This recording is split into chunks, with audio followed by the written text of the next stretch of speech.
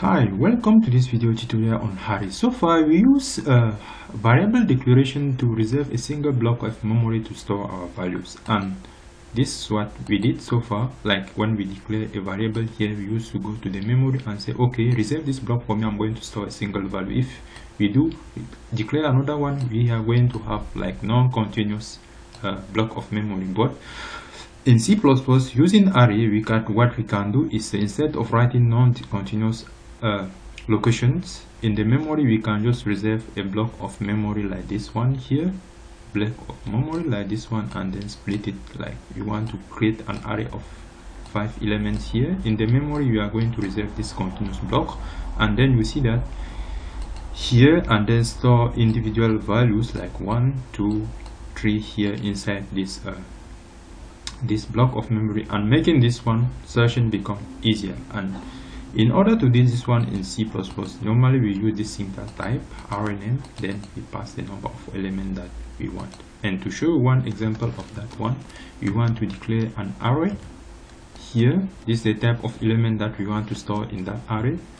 Array name, I call it my array, my R. Then now the number of elements that we want to pass here, we want to pass like 5 elements here in our array here.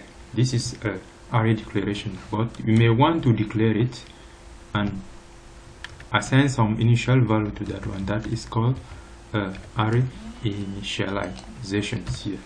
And using this one, now when we declare this one, we can now use index to access individual member of our array. Suppose we may want to access, if you want to access 3 here, because array elements start with 0, we are going to have 0, 1, 2. So if you write 2 here and run it here, you are going to have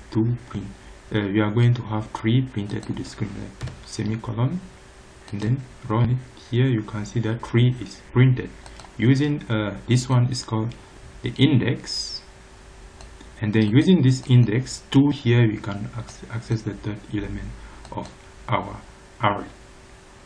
So notion to return here is index. Array will always, index will always start with 0.